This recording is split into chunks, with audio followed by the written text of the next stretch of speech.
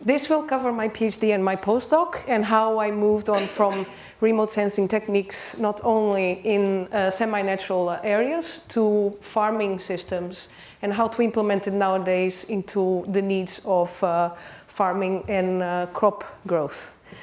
Now, the sensors I use are not unique. I'm using here an ASD, a field spectrometer, and this is not unique. Lemnatec, Lycor, Force A, among others, produce sensors to help farming and help research, monitoring plants, soils, among other things.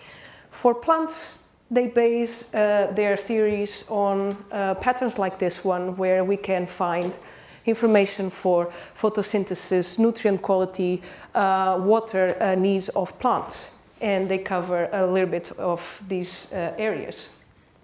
Now, this allowed me during my PhD to show that by looking at this sort of patterns, the legacy of even the succession of plants can interfere in these patterns and give us information of how well they are doing, independent of their age and if they are in a good system or not.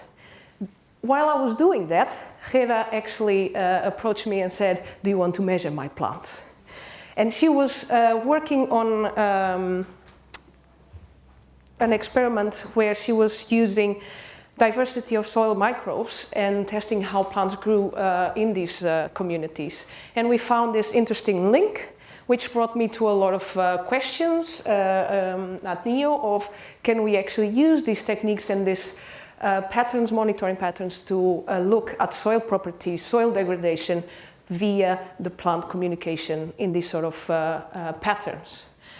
Now, this took me to my postdoc, where I worked with Martin, and on a biomass long-term crop experiment, we found that, for example, willow, the soil under willow had a lot more properties that we considered better for a soil.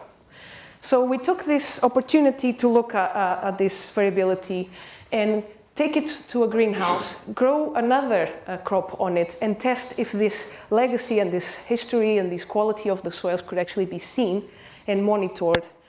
So we grew wheat on it and tried to test this idea again. So by doing that, we saw that indeed plants growing under willow were performing under willow soils were performing much better than growing on the other type of soils, even resisting better to pests and pathogens.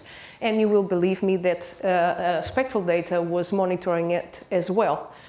And by doing that, we also tested in the field on another long-term experiment where we could test not only if the legacy of the treatments we would implement, but also the way we manage it. So biological versus conventional treatments and so on, if we could actually find that sort of pattern into these monitoring indices. At that time, I analyzed several indices that were already known, and what we found was that even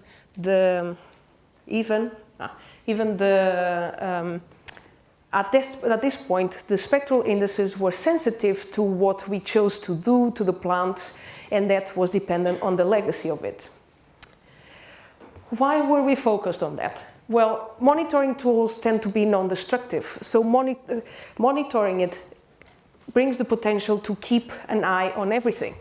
We are intensifying agriculture, as we've been talking all day, and we need to be faster at decision making.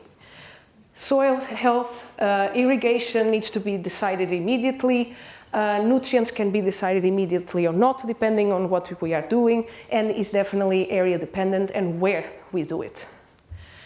Well, that brought me to another problem. How do we bring this sort of complex information to the real world?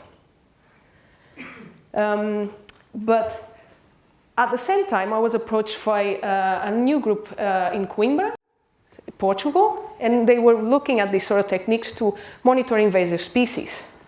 Well, they wanted to apply the technique on something more detailed, and they were trying to monitor the plants on the corner over there to test biological control and if we could release it and monitor it. These techniques allow us nowadays to fly that little plane that you saw before and get a 6 to 11 centimeters resolution. So we can see a three-dimensional version of the monitoring ideas. Still very complex and still unusable for common day life. So how to handle that? How do we decomplexify this for normal daily use? I was approached by COOLFARM, and COOLFARM actually brought this idea into the market.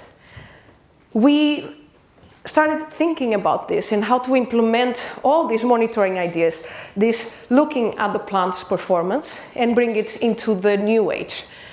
Internet, applications, mobile phones. Can we do that? So the idea is to use intelligence, artificial intelligence, bring the robot to normal people. So we are implementing artificial intelligence to connect it to the internet and to daily use, translate the complex information to valuable information that most people can use. So urban farmers are coming to us nowadays. Rooftops are no longer a waste. The pink that you see over there is World War II bunker, 30 meters underground in central London, and is being used nowadays to produce crops.